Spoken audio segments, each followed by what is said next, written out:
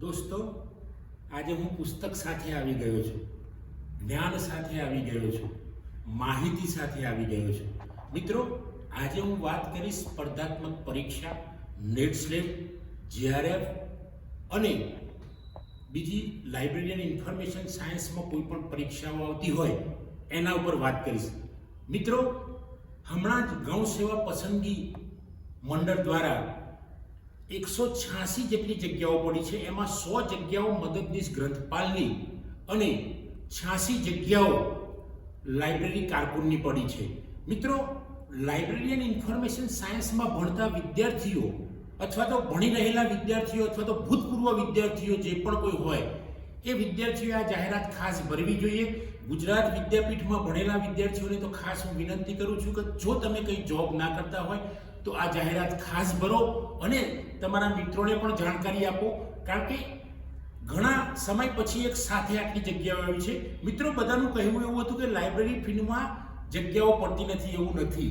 માત્ર કોલેજમાં અમુક સમય બાદ જગ્યાઓ પડી નથી. અમુક વર્ષો પહેલા તો કોલેજમાં પણ પડેલી છે. એટલે એક માત્ર કોલેજને ધ્યાનમાં રાખીને ન ચાલવું જોઈએ. Library and information science field એટલું સુંદર અને સરસ છે જોબ ઓપોર્ચ્યુનિટી માટે, કારણ કે હમણાં જ 186 જગ્યાઓ આવી, એના પરથી તમે તારણ કાઢી શકો.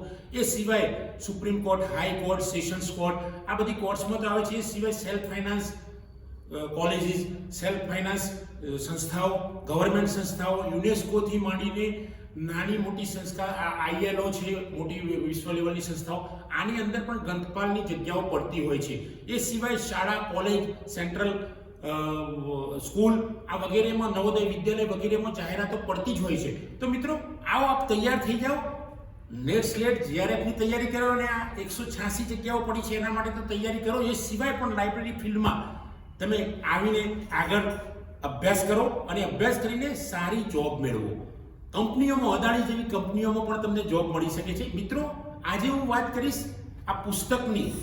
ગ્રંથાલય અને માહિતી વિજ્ઞાનના હેતુલક્ષી પ્રશ્નો, નેટ સ્લેટ, જીઆરએફ અને લાઇબ્રેરી અને ઇન્ફોર્મેશન સાયન્સમાં કોઈ પણ સ્પર્ધાત્મક પરીક્ષા હોય તો આ પરીક્ષામાં પણ આ પુસ્તક ખૂબ જ ઉપયોગ. નોંધી રાખો મિત્રો, ગ્રંથાલય અને માહિતી વિજ્ઞાનના હેતુલક્ષી પ્રશ્નો. જો આ પુસ્તક વાંચશો તમે તો લાઇબ્રેરી અને ઇન્ફોર્મેશન સાયન્સના ઘણું બધું જ્ઞાન તમને મળી જશે. હું માત્ર તમને એવું નથી કહેતો કે મારી પુસ્તકનો જ પ્રચાર કરું છું. તમે આના સિવાય પણ આવું જે પુસ્તક હોય, હેતુલક્ષી પ્રશ્નોનું, ઓપ્શનલ પ્રશ્નોનું પુસ્તક હોય તો તમે બીજાનું પણ મેળવીને અંગ્રેજી, હિન્દીમાં પણ વાંચો. મારું હમણાં કદાચ એકાદ મહિનાની અંદર એક પુસ્તક આવી રહ્યું છે, તે ઇંગ્લિશમાં છે. ગ્રંથાલય અને માહિતી વિજ્ઞાનના એ પણ પ્રશ્નો આવા હેતુ પણ અંગ્રેજીમાં છે. નેટ સ્લેટ, જીઆરએફ અને સ્પર્ધાત્મક પરીક્ષાઓ માટે એ ગુર્જર પ્રકાશન દ્વારા પબ્લિશ થશે. મિત્રો, એ પુસ્તક આવે તો પણ તમે વાંચજો. આ પુસ્તક એટલું સરસ છે કે ઘણા વિદ્યાર્થીઓ આ પુસ્તક વાંચીને મને મળ્યા છે. નેટ સ્લેટ, જીઆરએફ પણ પાસ થયા છે એવું વિદ્યાર્થીઓએ કહ્યું છે. એટલે હું આ પુસ્તક લઈને આજે આવ્યો છું. મિત્રો, આ પુસ્તકની અંદર લાઇબ્રેરી સાયન્સના લગભગ તમામ વિષયોનો સમાવેશ કરવામાં આવે છે, જેમ કે foundation of library and information science એટલે લાઇબ્રેરિયન સોસાયટી, એ સિવાય ક્લાસિફિકેશન, વર્ગીકરણ, કેટલોગિંગ, સૂચિકરણ, library management, research in library field, ICT, technology, computer science, એ સિવાય માહિતી પ્રત્યાયન, માહિતી કૌશલ્ય. લાઇબ્રેરી સાયન્સના જેટલા સંબંધિત વિષયો છે, લાઇબ્રેરી ઇન્ફોર્મેશન સાયન્સ રિલેટેડ જે પણ સબ્જેક્ટ છે, એ બધા જ સબ્જેક્ટનો સમાવેશ આ પુસ્તકમાં સરળતાથી કરવામાં આવ્યો છે. અને મિત્રો, હું આપ સૌને એક વિનંતી કરું છું કે આ પુસ્તક વાંચો ત્યારે માત્ર તમે એના જવાબો જ વાંચો. કોઈ પણ વૈકલ્પિક પ્રશ્ન આપ્યો હોય, એના 4 જવાબો આપ્યા હોય તો માત્ર સાચો જવાબ જ તમે વાંચો. બીજા 3 જવાબોને વાંચો નહીં, જે ખોટા જવાબો છે એને વાંચો નહીં. નહીં તો તમારા મગજમાં પેલા જે ખોટા જવાબો હશે એ ભરાઈ રહેશે ને સાચો જવાબ તમે ભૂલી જશો. એટલે જ્યારે બહુવિકલ્પી પ્રશ્ન પૂછાય ત્યારે તમે માત્ર એના પ્રશ્નના જવાબ, એક જે ઓપ્શનમાં આપ્યો હોય એ જ પ્રશ્નની તૈયારી અથવા તો એ જ જવાબની તૈયારી તમે કરજો. મિત્રો, આ પુસ્તક વાંચીને ઘણા વિદ્યાર્થીઓએ સ્પર્ધાત્મક પરીક્ષાઓ આપી છે, એમાં પણ સફળ થયા છે. આ પુસ્તક ખૂબ જ ઉપયોગી છે અને આ પુસ્તક ગર્ગ પ્રકાશક દ્વારા પ્રકાશિત થયેલ છે, જેની ઓફિસ મેઇન ઓફિસ છે ઇન્કમટેક્સ ગુજરાત વિદ્યાપીઠની સામે. મિત્રો હું આપ સૌને ભલામણ કરું છું કે આ પુસ્તક જો આપને મળે તો આપ વાંચો, અને જે લાઇબ્રેરી અને ઇન્ફોર્મેશન સાયન્સની અંદર જે જુદી જુદી સ્પર્ધાત્મક પરીક્ષાઓ આવે છે, હમણાં જ જે મેં અગાઉ વાત કરી 186 જગ્યાઓ આવે છે, એના માટે પણ આ પુસ્તક વાંચો. એ સિવાય લાઇબ્રેરી ફિલ્ડમાં ગુજરાતીમાં મેં ઘણા બધા લગભગ 20 જેટલા પુસ્તકો લખ્યા છે જે ડિસ્ક્રિપ્ટિવ છે. એ પુસ્તકો પણ તમે વાંચી શકો છો અને તમે પેલી 186 જગ્યાઓની જે પરીક્ષા છે ક્રેક કરી શકો છો, એક્ઝામ ક્રેક કરી શકો છો, અને તમે સફળ થઈને મદદનીશ ગ્રંથપાલ અથવા તો લાઇબ્રેરી ક્લર્ક બની શકો છો. મિત્રો આ પુસ્તક ફરી તમને વિનંતી કરું છું કે આ પુસ્તકની અંદર એટલી બધી માહિતી આપી છે, લગભગ 1500 જેટલા પ્રશ્નો અને એના જવાબો આપેલા છે. જો આ જવાબો તમે વાંચી લેશો, પ્રશ્ન વાંચ્યા પછી જવાબો વાંચી લેશો અને એને સરળતાથી જેમ આપણે વાર્તા વાંચતા હોય એ રીતે તમે વાંચો.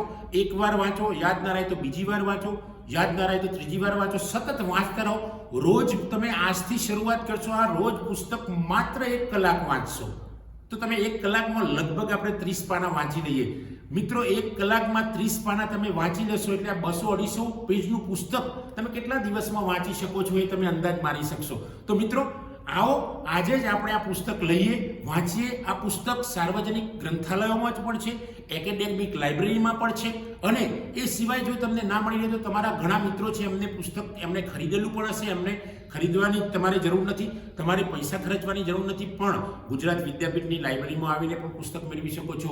પબ્લિક લાઇબ્રેરી સેક્ટર 17માં જઈને પણ તમે મધ્યસ્થ ગ્રંથાલયમાં જઈને પણ આ પુસ્તક મેળવી શકો છો, અથવા તો આપ કોઈ કોલેજ અથવા તો યુનિવર્સિટી જોડે સંલગ્ન હોય અને જો ત્યાંના મેમ્બર હોય તો આ પુસ્તક ત્યાંથી પણ તમને મળી શકશે.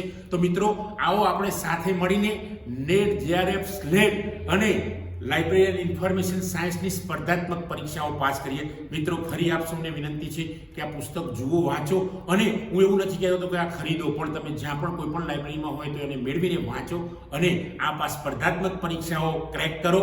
આપ સ્લેટ, નેટ, JRF અને PhDની એન્ટ્રન્સ એક્ઝામ પણ પાસ કરો. PhDની એન્ટ્રન્સ એક્ઝામમાં પણ આ પુસ્તક ખૂબ જ ઉપયોગી છે. તો મિત્રો આપ સૌને હું મારી નમ્ર વિનંતી છે કે આ પુસ્તક વાંચો, અને જો તમને આ મારો વિડીયો પસંદ આવ્યો હોય તો એને લાઈક કરો, શેર કરો, કોમેન્ટ કરો, અને જો મારી ચેનલ સબસ્ક્રાઇબ ન કરી હોય તો સબસ્ક્રાઇબ કરો. થેન્ક યુ મિત્રો.